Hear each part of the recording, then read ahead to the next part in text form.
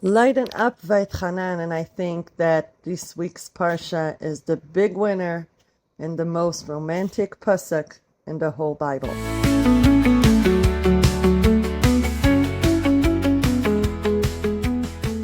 Moshe says, "It was not because you were more enormous than all the other nations that God desired you and chose you, for you are the fewest of all peoples." And Rashi comments, "It's not because you were more enormous, according to its plain meaning, kifshuto." And the Midrash explains, "Because you don't magnify yourselves when I grant you goodness. Therefore I desired you. For you are the fewest," meaning you humble yourselves, like Avraham, who said, "I am but dust and ashes." And like Moshe and Aaron, who said, "What are we?" Not like Nebuchadnezzar, who said, "I will ascend above the highest of the clouds." And not like Sancheriv, who said, "Who among all the gods of these lands has saved their land?" Or Hiram, who said, "I am a god, I sit on the throne of gods." For you are the fewest. Here, ki means because. Ki is like because it's the reason. It's the reason why I desire you and I want you and I choose you. So what is the message from this unbelievably romantic pasuk? Sometimes we have this thought, when am I worthy? When am I considered good? I'm good when I'm strong and I'm smart and I'm brave and I'm righteous, joyful and kind, and I always have a smile on my face and I talk calmly and I'm nice to people. And this is when I know that I'm good, that I'm a good Jew. But what happens when I'm not? What happens when I can't manage to be all these things that I said, especially when I'm a mom and it's vacation, or stam bichlal? Am I still worthy when I'm not perfect? And is God still pleased with me when I'm not perfect? And so many people walk around the world having this horrible thought about Hashem, that He created us just so we'd succeed. And if I don't succeed, then I don't feel loved by God.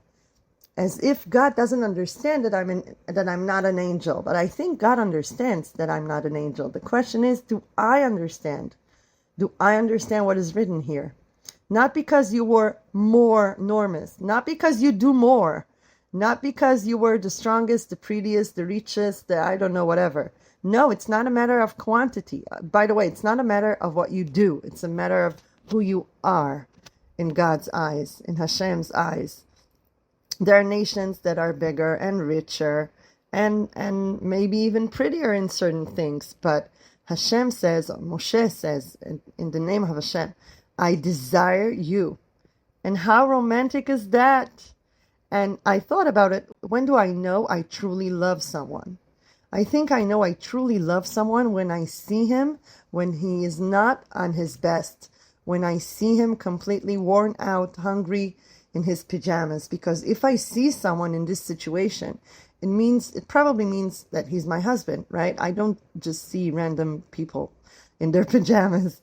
When I see people on the street, or I don't know, the cashier at the supermarket, I always see her. I don't know, the cashier maybe wasn't such a good example, but when I'm outside, when I'm not with my husband, with my kids, with my parents, with the people that really love me, I try to put on my best behavior. But the people who see me when I'm down, these are the people who are truly close to me, right?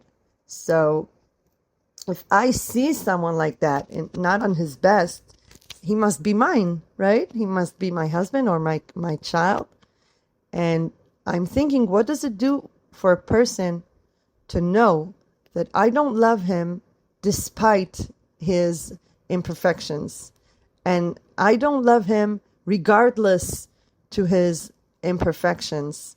I love him because of his imperfections. Think about that. What does it give someone to know that he's loved like that? And Tu B'Av, which is really coming up this week, is a holiday when unmarried women in Am Yisrael used to go out and find themselves a shidduch And somehow, I don't know why, but in Israel we turned this day, this Chag, into a Chag that we celebrate. It's called Yom Ha'ava. It's like Le'avdil, Ken, Valentine's Day, Le'avdil, Elef Alfei Avdalot. We are celebrating the love of couples, and that's the opposite. This is the day when Am Yisrael says, wait, I have to commit, I have to take responsibility and help people find love, help people build homes in Am Yisrael. So let's take upon ourselves today, tomorrow, and in general, to really sit and think, how can I help someone who hasn't yet found their husband or their wife to find them? Now, I just want to go back to one last thing, which really puts me to tears. Moshe uses a very, very romantic word. He says desired, chashak. Wow.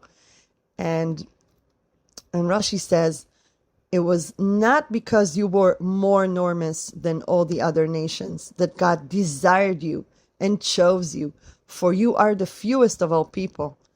This isn't a disadvantage. It's an advantage. When someone knows how to be few, how to be not perfect, it's an advantage. We are the few.